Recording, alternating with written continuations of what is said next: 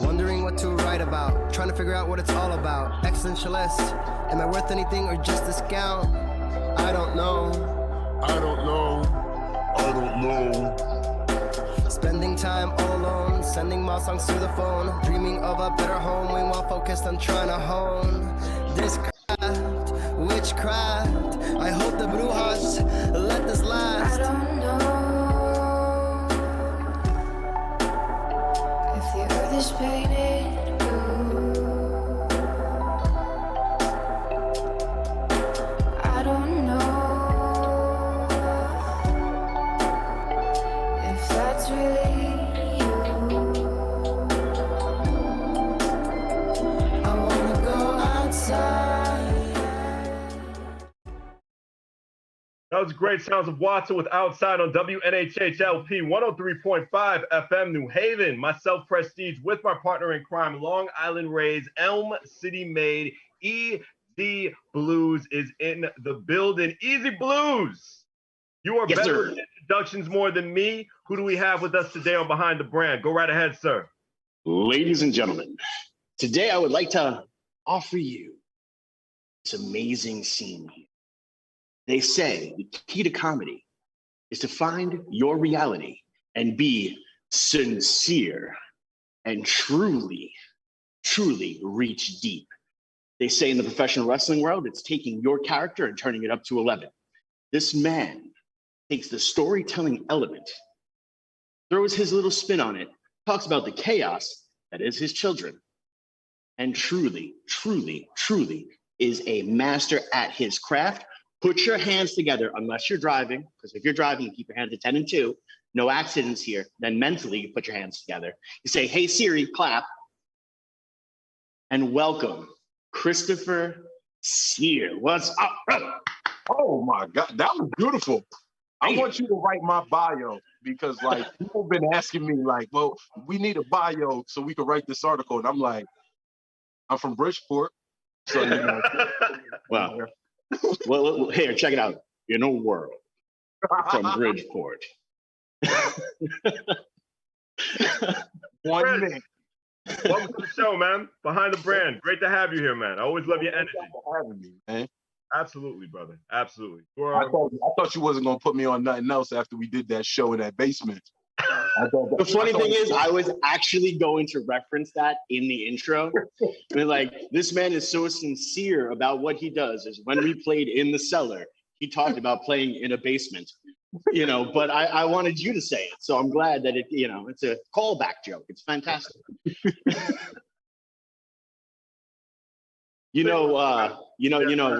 Prestige is in that basement on a regular basis now.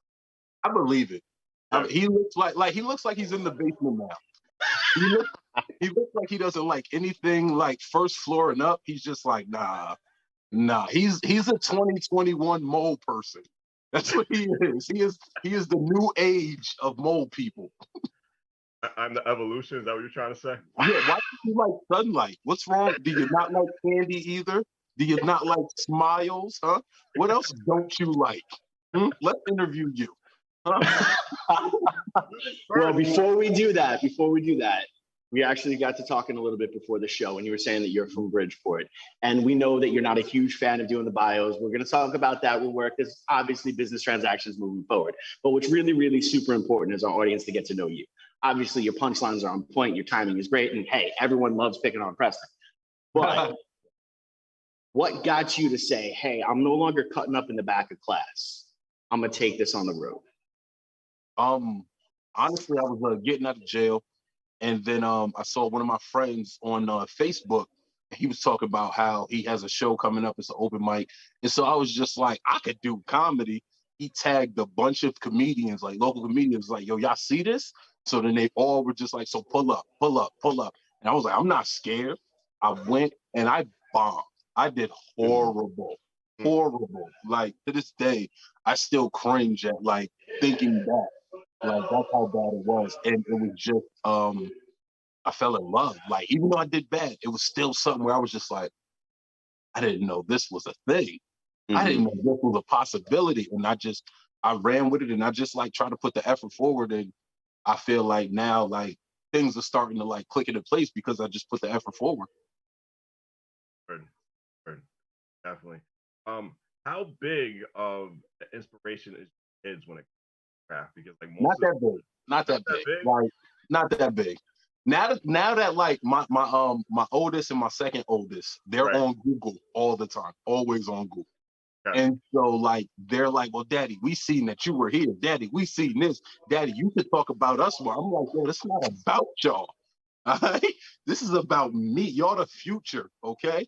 I'm the now, okay? So like y'all just need to like it's they at first they was a big inspiration, but then, like, I sat down, I thought about it. I was talking to my oldest, and he didn't like a joke I had said about him. He didn't like a joke I had said about his mother. And, like, I just took, like, hold of that. And now it's like I still do jokes about my kids, but now I focus it more on the me because, like, he was genuinely upset with that. And I don't want, like, I might say, like, mean things and stuff like that, but it's never in a mean spirit. You know what I mean? Like, we all went to public high school, okay? You could not sit in the cafeteria at the lit table if like you didn't have some mean things to say. If you couldn't roast, it was like you wasn't allowed.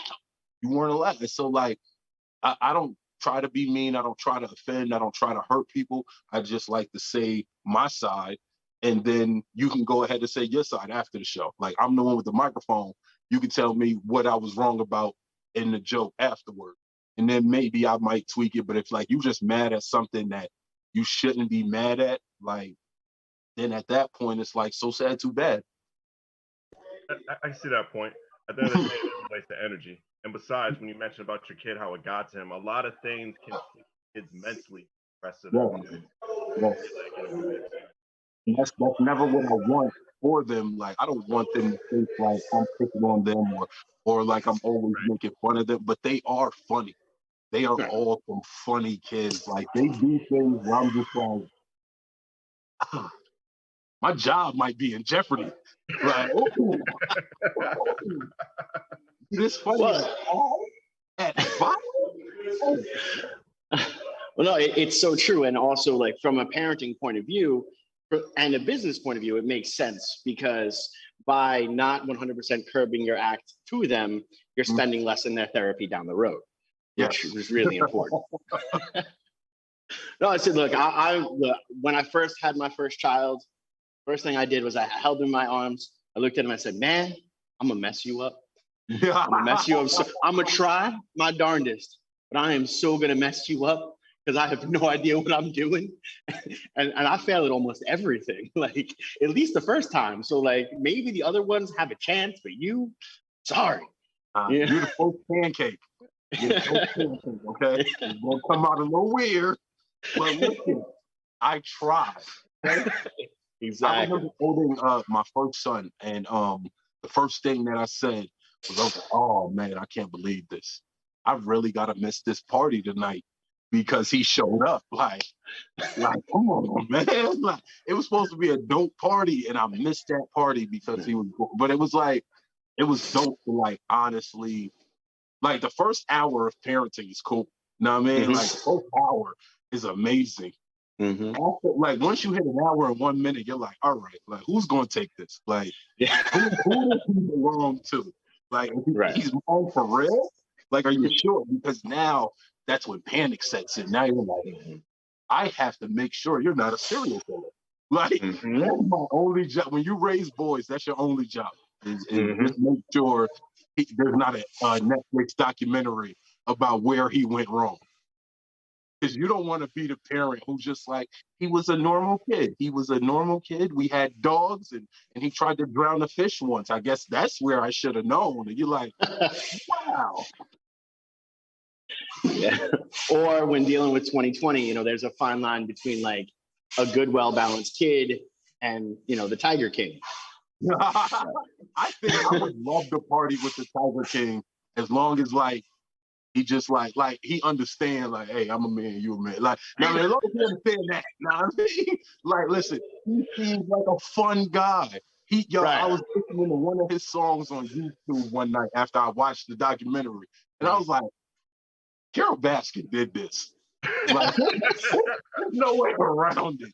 She You know, did that. do you know how amazing of an act he is, though? He didn't sing or write those songs. There was a country act that did that. And I noticed it when he was singing in the documentary to the song, and he was so off key. I'm like, huh? And then when you do the research into it, there is a whole nother act behind that sued him through those aspects. That's how amazing of a carny he is. And that's really what we're trying to keep our kids away from being. Like, I'm gonna be honest. I didn't ask you to break that down for me. So now, where's your son at? Let me tell him Santa Claus isn't real. Since you want to start just destroying things in my I already did that. I did that a while ago. That was the first thing he told his son when his son was able to comprehend. He was like, Easter Bunny, fake. Tooth Fairy, fake. Santa Claus, fake. That's all me. Okay? That's all me. Yeah. I expect my flowers now. I need my flowers. I don't get how, like, I was talking to some of my friends, and I was just like, I don't think we, like, should glorify Santa Claus. Because he literally does nothing except breaking and entering into your house. Mm-hmm. That's it. The elves make all the toys. The reindeer pull the sled. And then for one night out of the year, he's just breaking into your house, giving you stuff that you sat on some strange man's lap and asked for? How does he know this? Like, how is he connected to all the... It's a lot of holes in that Santa Claus story that I think Netflix need to investigate. Netflix need to... Y'all took down Epstein. Let's take down Santa Claus, okay? For real.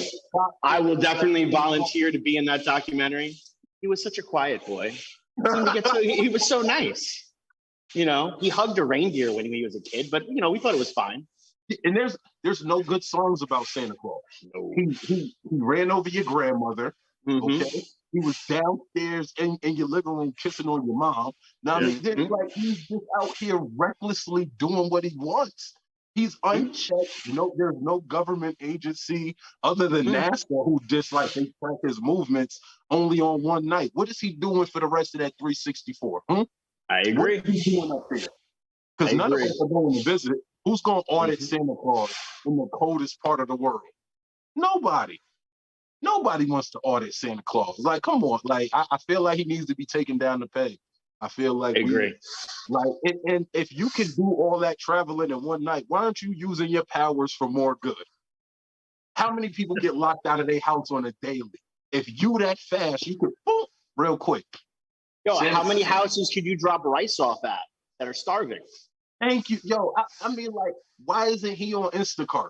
I mean, I would love for Santa Claus to be my Instacart delivery. I feel like we need to take Santa down a peg, and it's going to take all of us to come together. Like, let's stop the racial stuff for like 2 days, okay? Like a solid 48 hours, and we just tackle this Santa Claus problem, and then we'll circle the block back to this, like, racial divide that I don't know how it just keeps getting wider and wider with all the mixed, like, kids now. I don't think anybody's 100% anything. And we're still pointing out, like, well, you 12% white. Like, I don't, like, what? What? Like, yo, I mean, like, let's take Santa Claus down and then tackle the Tooth Fairy, because that's creepy. Okay? Right. Well, hashtag ho ho hold up. That's what we're going to say. Hashtag ho ho hold up. Hashtag ho ho hold up. I like that. I like that. We got Santa Claus and the Tooth Fairy. What about the Easter Bunny? Is that person next to I don't got a problem. He never comes into your house. He drops it off on your land. He just drops eggs off, and it's a hidey-do, hoity-ho, and he's out of it. I don't know what the Easter Bunny's catchphrase is. Like, nobody has investigated that. Like, we don't know. We have no idea. But, like, he doesn't break into your house. If anything, he just trespasses with a little bit of loitering. That's it. Right. I can live with it. I'm from Bridgeport, okay? People will, like, just sit on your car if they out there talking long enough. And now you got to ask, excuse me, sir, do you mind if I just get in my car and go? Like, do you? And they're like, oh, hold on, man. We almost finished with this conversation. Okay, take your time. Take your time. I can deal with a little trespassing and loitering, okay? Right. I'm not going to tolerate in 2021 is people breaking into houses, leaving gifts, and now I got to thank you for the gift. I didn't ask for this. I didn't ask for this tie that you went and got me it looked like a Bradley's tie. And Bradley's done been closed now for like 15 years. And it still looked like a Bradley's tie. Okay, I didn't ask for this. What I asked for was world peace. You didn't do that, okay? I also asked for an Xbox One. You didn't do that either. Don't give me, like, I don't like, it's a lot of holes in that story. We need to take Santa Claus down. We need to take Santa Claus down. Hashtag ho ho hold up, make it trending. We're gonna make this happen. That's what I'm talking. I might get Twitter just because of it. Just because of it. Every time I get a Twitter, they kick me off. Twitter kicks me off every time. I've never had a Twitter for longer than a year without them like, all right, you do it. I'm surprised. It's very presidential of you. That's one of the best outlets for comedians right now is Twitter. They can put innuendos and like a lot of stuff, but go ahead. It is, but I feel like with this new wave, well, it's not really a new wave of social media comics because they've been here for a while. I know some social media comics who actually started as stand-up comedians, and then like they saw like, well, social media thing is what they wanted to do, so they went that route. But it's like, and can we talk about race on here? Can I talk about? Okay, how many white comedians you see that's on right now who are doing skits? Zero. Look it up. There's no white comedians who are on right now who are doing skits. But every time I run into somebody from like anywhere, and they're just like, yo, you're so funny, you're so funny. You should start doing skits. That's how you gonna get on. Why the rules different? I don't want to do skits. I don't want to act. Now, I mean, not saying like if an opportunity arose, I wouldn't take the opportunity, but it's like I don't want to. I like to write. I like to do stand-up. I like to create. And then like just sit back and be like, that boy cold right there. That boy cold. Like difference. I see what you're trying to say.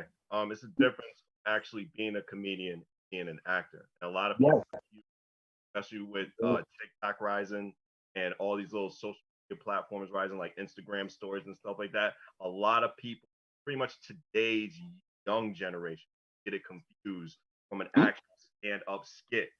From, just a regular like funny video. And crazy. Aha Davis said that once he got lit and they started asking him to come, like, oh, come to this comedy club, come to that comedy club. He didn't have a half hour. You know what I mean? He's taking touring dates and he doesn't even have a half hour. He said this in an interview, but he worked at it just like DC Youngfly. DC, I forget which interview it was, but he was talking about how he didn't have that much time, but now like he done found his rhythm, he done caught it. Like it's I feel like comedy is the last true art form because like music, everybody sounds the same. Everybody like, and it's not even like, oh, well, it's just the same topics. No, it's literally, I thought like a 21 Savage song was this J. Cole song. Then I found out 21 Savage wasn't even anywhere near this song. It was just J. Cole. And I was just like, that's sad to go from like the J. Cole I remember sitting on the roof to now like I'm confusing him with 21 Savage. Like that just says a lot. Like comics, like when you catch a good comic, a comic who works on their craft, a comic who still hits open mics, still tries to and you ain't got to hit the open mics, but still try out new jokes and stuff like that. When you catch those comics, you see them working, you're going to hear some things that you don't like. You're going to hear some stuff you do like. You're going to hear some topics where you're just like, yo, what's wrong with him? But you're also going to hear topics like, yep, I get that. Music is just money, women, materials, and literally that's it. Like, I mean, I feel like comedy is the last true art form. And like, that's why like I'm happy Outside is open back up, because it's like, now I'm able to stretch. I'm able to like go into topics that I wasn't really ever going to touch on. But now I'm like, what they going to do? Cancel me? Like, you can't cancel me because I'm going to stand on what I say. Like, so it's I love comedy. And I love how you segued. Into the topic that I wanted to talk about. Anyway, that was great. That's a layup. Like, bam. I felt like Dwayne Wade and LeBron was trailing. I was like, I got it. But since we're talking about alley-oops, we're on WNHHLP 103.5 FM New Haven, myself, Prestige, and my partner in crime, Long Island Rays, Elm City Made, EZ Bluez in the building. We got comedian Chris Sear with us. Easy. Go right ahead. Well, that's one of the key things, and I didn't want to step because I come from the music aspect of it, and I will the caveat I'm going to put on there is mainstream. When you're dealing with the mainstream aspect, caveat me. Like the asterisk, like for example, when everyone threw a temper tantrum that someone as amazing as broke Babe Ruth's home run record, they had to put the asterisk there. Yeah. So it's an asterisk. When you're dealing with that, you're dealing with that on the mainstream level, because there are so many acts when you start peeling back the layers and different things like that. And it's so difficult in that market to not sound like everyone else and establish yourself. Because we as a mass society, want it a certain way. And it is easy for marketing to feed us, this baby food of nonsense. Which I like that, baby food of nonsense. I know a lot of comics who try to like when you first start anything, you're going to impersonate whoever it is that inspired you. So like I see comics who first started like doing like Kevin Hart, like so I'm walking down the street, and as I'm walking down the street, I hit in my face. Like, know what I mean? Like you'll see that, but like by year 2, year 3, year 4, you should have shed that, and you should be trying to find your voice. Know what I mean? And I'm no guru in this. I'm no like savant. I just get out there and I do what I know, and I love what I do. That's it. Know what I mean? Like all the advice I give is just something from me to me. If you take it, then you take it. But it's really just from me to me. And I love how you have that, the whole sincere aspect of it, because that is so true with everything you're saying, and your brand. It is perfect branding for you. One of the things that you mentioned was, are you going to cancel me? And I am someone, maybe whatever, I don't necessarily believe in cancel culture. I believe in accountability culture. Yeah. But when it comes down to cancel culture, I don't believe it's real, because if you are actually good at your craft, you can't be canceled. Yes. Dave Chappelle says some things that aggravate some people. Yeah. Dave Chappelle pushes that envelope very far, but not as far as when Richard Pryor took the matchbook and said, "Oh, what's this? Richard Pryor running down the street." That super far. See, you didn't think I knew that joke, did you? I remember that. Oh my God, I remember that. I feel like it's when you're touching on certain topics, take that extra second to say, am I proud of this? Because like I haven't once heard an offensive Dave Chappelle joke where it was like, wow, you can't say that. It was just like, you shouldn't, even though we're already having these conversations, you shouldn't say that in public. But it's not anything where like everybody's, we're not doing that. Like Dave Chappelle has found a way to just capitalize on his audience. He's not trying to take anyone else's audience. He's not changing who he is. You either going to love him or you're going to leave him alone. And I feel like in this society of everybody's talking about, oh, well, they're going to cancel you for this. They're going to cancel you for that. They're going to cancel you for this. If you're getting up there and you're saying things that it gets you punched in your mouth, if you didn't have a microphone in your hand, then chances are you should be canceled. Because like, it just doesn't make sense to me how you can get canceled because you said something that was funny. Everyone in the room laughed. Everyone online laughed. But then they cancel you. How does that happen? Right. Doesn't make any sense. If the audience and the masses are saying this is funny, then I feel like, how are they going to cancel you? Another thing that irritates me is when I see I'll see somebody say like, oh, we don't have to take this and y'all shouldn't have to take this. It's always somebody who's not in that genre of people who were offended, who's telling them like, no, don't accept this. The whole genre is laughing. Everybody's like, and then like, they're just coming over as the fun police, like, no, don't laugh at that because that is they go in. I'm not offended. Like he's talking about me. He's talking to you. He's talking to people like me. I'm not offended. Now, right.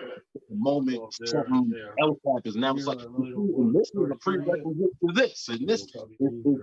Stop talking for other people. People just need to learn how to drink their water and mind their business. Like, now I mean, you don't have to speak for a race or people who are not in the least bit affected by what someone else said. That just doesn't make sense to me. How are you stepping in like you Captain America? Like, no, this is not gonna happen. Like, yo, first of all, get off the block, Cap. All right, ain't nobody calling you over here. Right?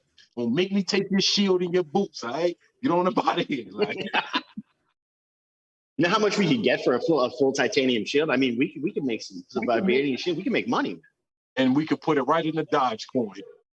That's what all the kids are doing.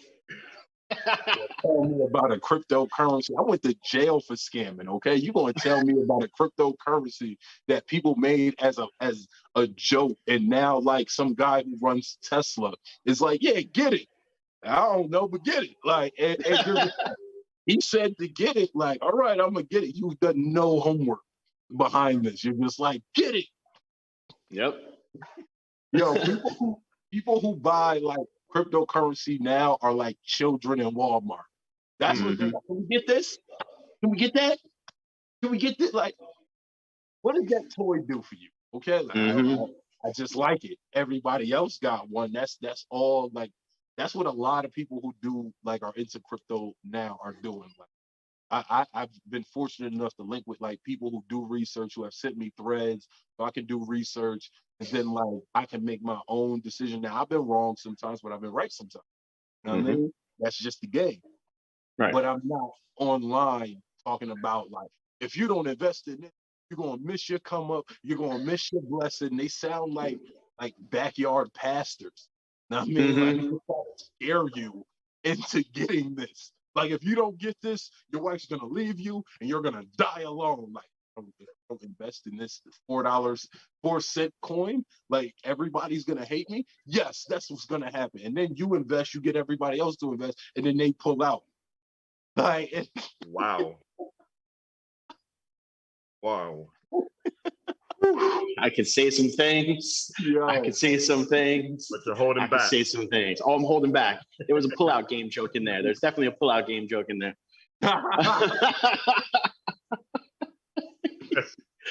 You ever I thought would love about to see how this interview would go with no restrictions. Oh boy.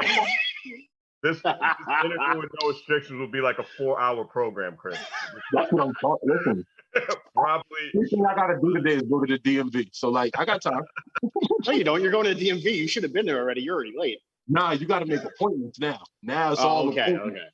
So like, I caught a nice appointment. Nice. Not in Hamden though, right? Oh God, no! I'm going to Bridgeport. Okay. I want to make sure because that one's rough. Yo, honestly, Norwalk has the best DMV. Norwalk DMV, like, they aren't like civil service. Like, they are like just people who are there to do their job. Okay, they're people who are like, oh, you missed something right here, huh? Take my pen. No, you don't have to use the chained up pen. Take the free moving pen. Here you go. No, take your time. Take your time. It's quite all right. It's quite all right. When you go to like Bridgeport, they be like, what you want, man? Like, I'm interrupting your conversation right now. Like, you on the clock. Like, let me go help them real quick. Yes. Did you pay your taxes? Like, first of all right, stop yelling at me. All right, stop yelling at me. Business out there. They will put all your business out there. Like, you owe $1,700 in car taxes. Why are you here? Obviously, not to pay the $1,700, but now that it's there. Listen, Connecticut car tax is horrible. Horrible. Where's Ned Lamont? Get Ned Lamont. We're trying. He doesn't pick up the phone though. Yeah, I bet he don't. He's too busy taxing people cars. Like, I bought the car. I bought the car. Okay, I paid the sales tax once. Okay, that's when I buy a shirt. Y'all don't come back. Y'all don't spin the block and be like, now that $50 shirt you bought 6 months ago, you know, it's time to pay the taxes on that again. Like, why? Why?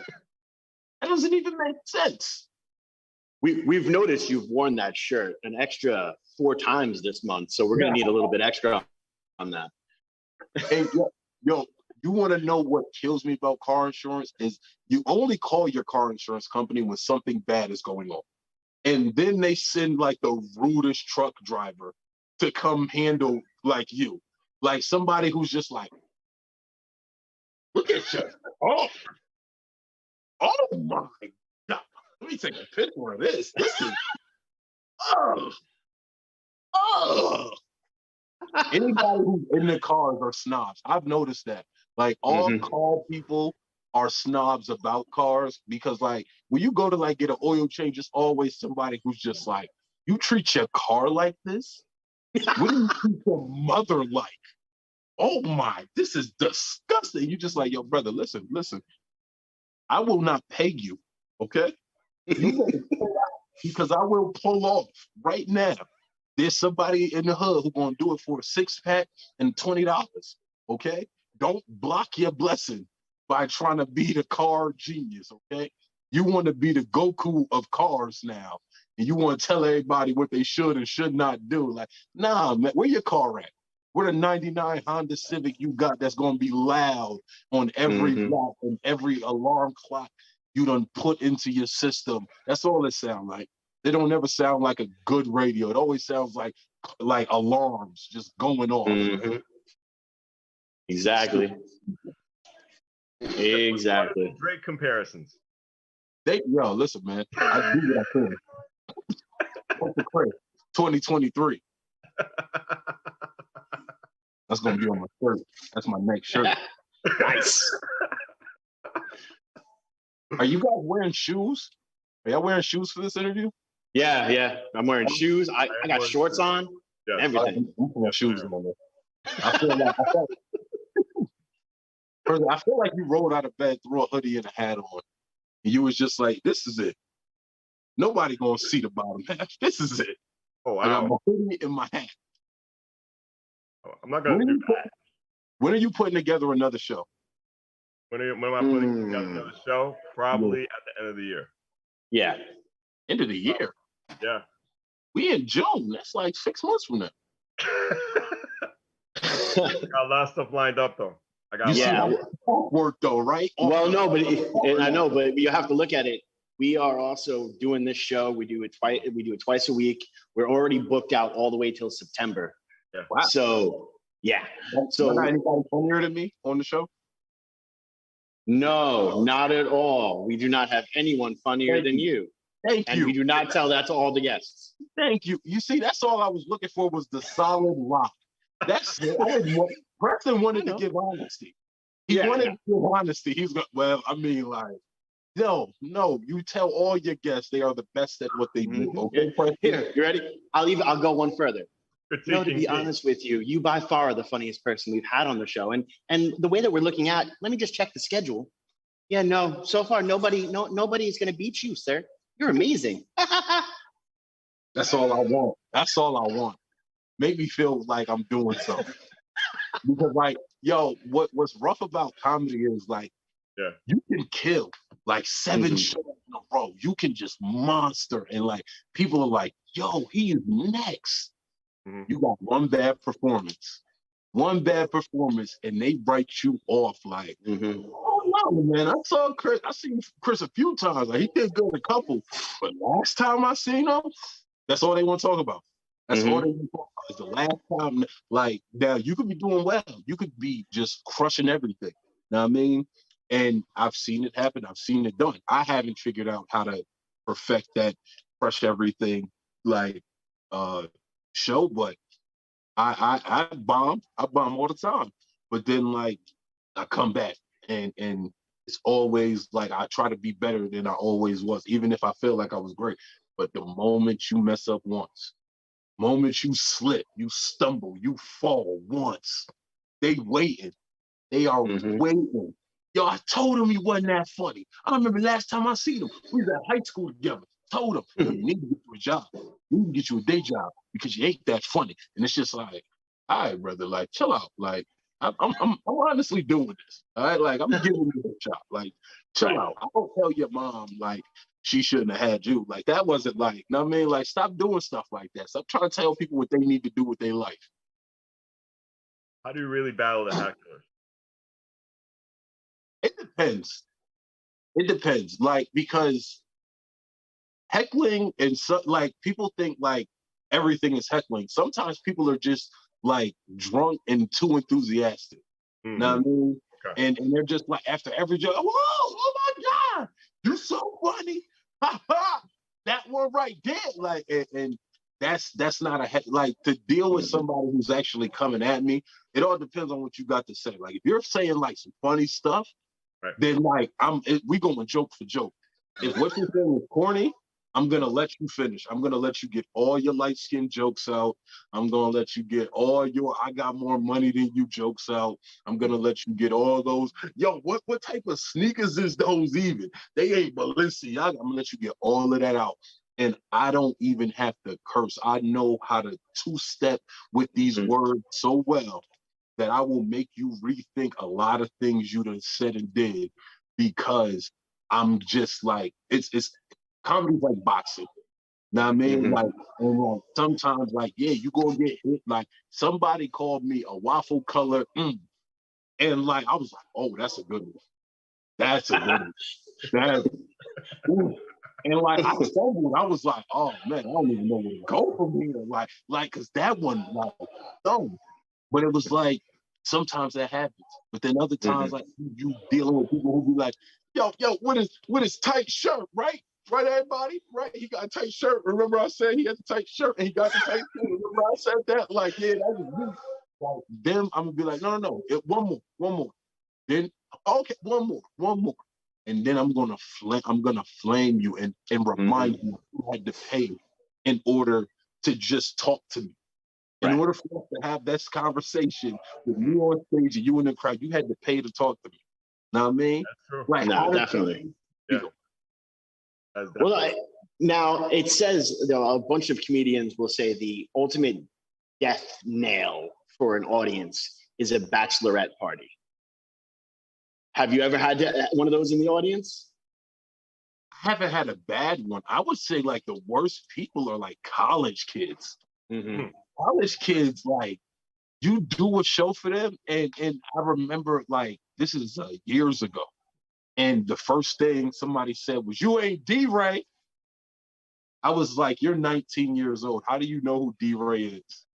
Like that doesn't even make sense. Like and like they were just like unruly. I spent the whole night going table to table to table, just having to combat with it. Just like, and I was just like, yo, like, is this what y'all showed up for? Y'all paid, come here to try to heckle, and then after the show, everybody, yo, you're so funny, bro. Can we take a picture? I don't want to take no picture with you. I had jokes lined up. I was working on. I was like Eminem at 8 Mile. Like, if you had one shot, like, and y'all just took that from me. Y'all just destroyed that. Like, I was coming in here with a game plan, and y'all want to.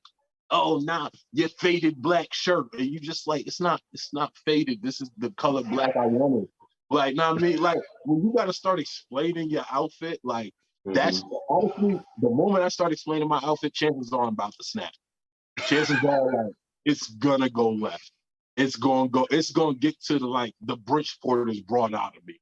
And then once I'm finished speaking, I'm gonna be like, and if anybody wanna go outside after this, because that's how mad, like don't like, and it takes a lot to get me there. It takes a whole lot to get me because like I understand, like I say a lot of stuff on stage where people will, yo, that's not right. You shouldn't say things like that. Yo, that's wrong. Like, I mean, yo, you shouldn't talk about your kids that way. Yo, you shouldn't talk about women that way. Yo, you shouldn't talk about your friends that way.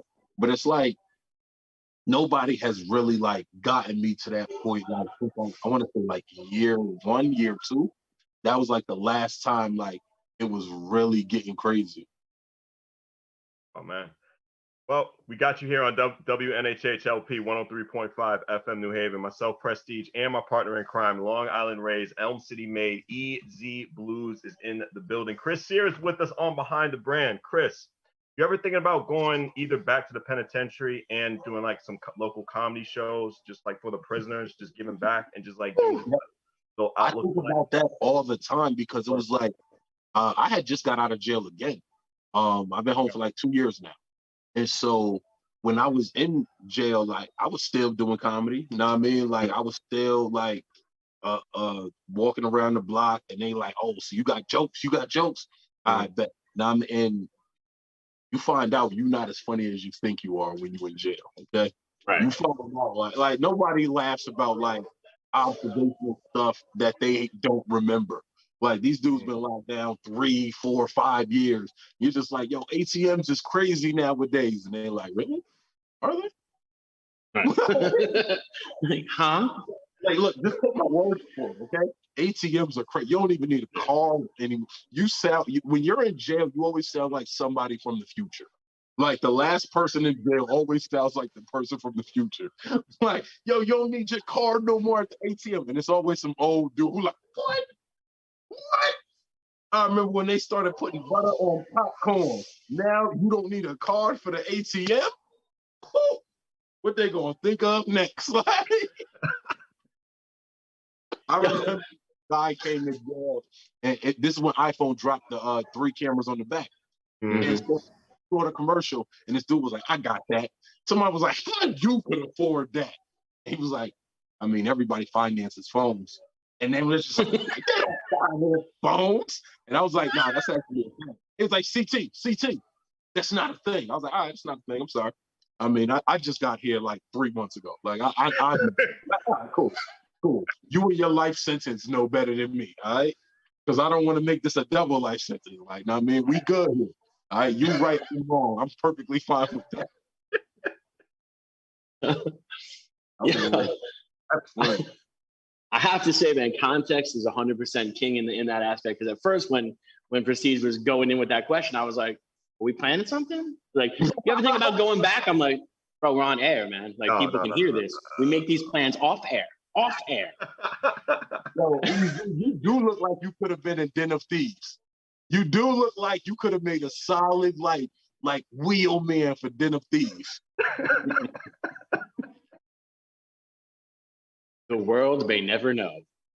I mean, they could. You know, like, I'm just playing. Like, I mean, what's the worst that's going to happen? You go to jail for a little bit. That's cool. That's a vacation. It's a vacation. You're going to come out in the best shape of your life. And then 2 years later, you're going to get back to it happens. Well, yeah, it's the same thing about like joining the military. It's like you're conditioned the same exact way. You're in there. You're in incredible shape. You eat the same food. Like your guys' cookbook is our cookbook. Everything is exactly the same. You eat better in jail than y'all do in the military. Probably now, yeah. You ever had a pongo? You ever had a fried fish and then a meat wrap? Like, listen, you'll find some creative people in jail. Okay? Nice. They have figured out that a bucket, water, some salt, and a frayed extension cord can now fry food. Like, you just throw it in some. I'm trying to tell you, if you could make it in jail, you can come home and live off the grid. They teach you how to do that. Mm-hmm. Shows you how to live in the woods. Yeah, that you're so right. I see videos online, like of just like prisoners making cakes and like full on ribeyes, and it's crazy. You see a guy on YouTube? There's a guy on YouTube. Yeah. Who he always posting like food, and I'm like, how is posting this? Like, how is he more lit than I am? How does that happen? Like he could get tour dates right now. Like kind of like lock in like my own first tour. Like I mean, like we live in a sad world. I think what's even is he has customers already lined up because they're on those videos. As soon as you get up, here is my social media account. Please follow me so I can buy whatever food you're going to be making when you get out. Like they already have a clientele. He was a lifer. Yo, what's crazy? Oh my God. Like last OG, kind of like, I don't want to say diluted, like the food that like comes out of like jails, but it was like, I feel like they definitely like commercialized it a little more. And so now if somebody comes out and they come out of jail and they start their food truck and they only making stuff that they would make in jail, I feel like people are going to tell like, oh, you're trying to copy off the last OG instead of this man with the Right. jail. He was in jail. Now, I mean, they will try to discount those 3 facts for a TV show. Mm-hmm. Yeah. Gerard Carmichael has this great joke about how we as a society value talent over morals. Mm-hmm. Because like this, he wrote this joke around, I want to say like the Chris Brown incident. Dun dun dun. Who the sound guy? Get the sound guy to put dun dun dun. Okay. And he was talking about how like it was a bad thing, it was crazy. Mm-hmm. Like he's about to drop a new album. Like I'd be wrong not to get this. And I was like crying laughing because I was like, I'm gonna get it too. Like I gotta see what he's talking about. Like, I mean, like, yeah, what he did was wrong, but like he made like with the Christmas song one of my favorite like holiday songs now. I've never like I've heard that song like at Macy's before when it was like the white version. But like, no, I mean, now that Chris Brown done did it, like, listen, we were singing that on the bus playing varsity basketball. We sung that song every day. It wasn't even Christmas most of the time. Okay, we was just singing the song because he is talented. You know what I mean? So you value talent over morals in certain aspects. Well, I kind of flip that too when dealing with planning shows and different acts. I live by the philosophy of don't let your attitude outweigh your talent. Thanks. You know, I'm gonna take a certain amount. Like I'm gonna take more from like Chuck Berry than I'm gonna take from like somebody on a regular bill. You know, and that's been going on forever and ever and ever and ever. I mean, look at R. Kelly. Look at I mean, I understand like what R. Kelly did was horrible, but I'm still gonna play "Step in the Name of Love" at my wedding. Like, I mean, I don't know what y'all want me to do. Like, are y'all gonna remake the song and take him off because like that song is fire? That's like Ignition remix. Come on now, Down Low with the Isley Brothers, Bust. Like it's just like that boy catalog is just like it's hard to get away from R. Kelly music. It's real hard. But especially like being the age I am, I'm 30 years old. So now I mean, like it was him, Jaheim. Like at one point, like that was like Life Jennings, Dream. Like that's where like, and now you gotta like just toss R. Kelly away and all his hits. Like, come on, man. Well, I mean, there's even the other side of that too. Since we're here, and I'm I guess the person that can say this because of how I look. On the other side of that, you have John Lennon. John Lennon's a phenomenal songwriter. He also beat the hell out of his wife. Really? Yeah. You know, you have someone like Ted Nugent, and I'm not saying political side or anything like that. This man has a song called Wang Dang Poontang about, and his wife, he got the parents to sign over parental rights to her when she was a super minor so he could marry her. Yeah, I mean, like I say this once a day, and like I hope like I'm able to say this on here, but like white people crazy. Oh, I'm aware. I say I that agree. once a day. I'll be like, yo, I watched this couple in Walmart. They arguing, and he grabbed her underneath her underarm, and he just like, yo, if I tell you one more time, I'm telling you, you're not gonna like who I am. And I was like, oh, he's wild. You supposed to wait till you get in the car, brother. Like you doing like you need to chill out. You need to chill out. He did not care. I was like, yo, don't care where they at. But on the flip side of that, we get ignorant like when we out. Like I was just watching a video of like people dancing on the cop car at like a block party, and I was just like, I'm glad I wasn't there, but that looked fun. I'm glad I wasn't there. Like, nah. I like the view fun now. I don't really like to like partake in the fun. Right. I like to like sit at home and like be like, oh, that looks okay. But like if it's not like a new restaurant or like a new place where I can go out and actually do something, like I'm good. I don't like leaving the house is like wow, man. Right. I don't like that.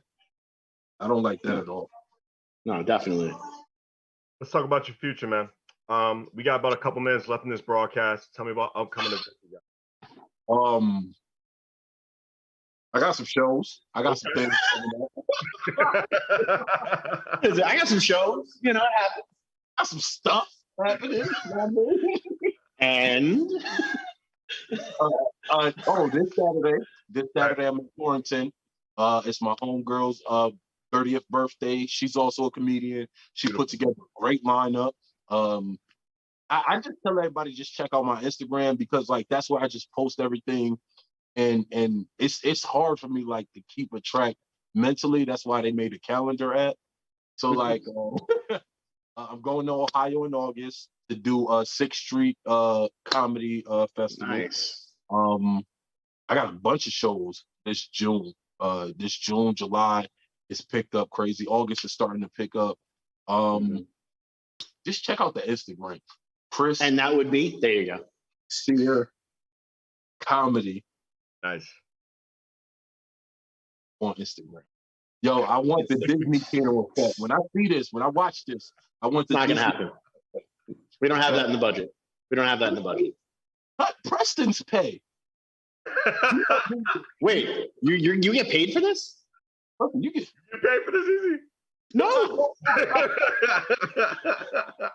What? yo, So you wanna know what's confused. crazy? Is the interviewers that don't pay you do way more research about you, and it's such a better interview than like the people who are like, yo, man, come through. I got $100 for you. And then like they're asking you stuff you answered in your bio on Instagram. And they're like, do you have kids? Do you have kids? And I'm just like, nah. Nah. I don't. Where you from? You like close to Bridgeport, right? Now I'm from New York, bro. Nah, not like that, man. That's disrespect to you. That's entirely disrespectful to you. But like in this industry, like you kind of sell yourself, like because like I'm still going to get that honey. Know what I mean? Yeah. That's the thing is they paid you to disrespect you. Exactly. Like, it's that level, and it's funny because Cat Williams talked about it when he talked about the roast, the Flavor Flav roast that he did. He had a whole routine about it, and you know, Flavor Flav ran in and was like, "Hey, they're going to call you it anyway. You might as well get paid for it." And it is that type of aspect. Like moving forward, you just ask for more money, like because like, my whole thing is I just want people like to get to talking, whether you don't like me, whether you like me. Now I mean, just bring me up in conversations because it's like comics we don't get talked about a lot. Like there are like almost so many dope comics that are local, like Brandy Young from Bridgeport, Richie Hector, Springfield, Mass, Marshall Brandon, Hartford, Connecticut, Artie Robb, Springfield, Dave Moore from Bridgeport, Chris Clark from Bridgeport, Jackson from Bridgeport. Like, yo, it's so many like comics who you can honestly like go and watch the show and be like, huh. Okay.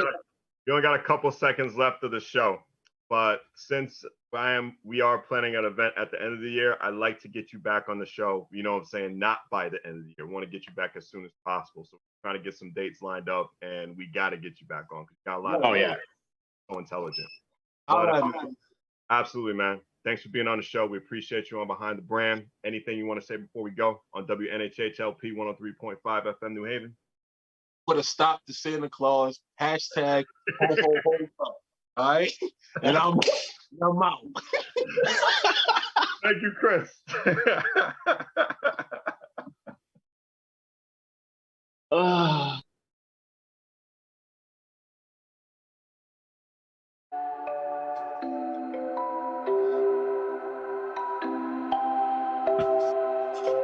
Wondering what to write about, trying to figure out what it's all about. Existentialist, am I worth anything or just a scout? I don't know. Spending time all alone, sending my songs through the phone, dreaming of a better home, while focused on trying to hone this craft, witchcraft. I hope the brujas let this last. I don't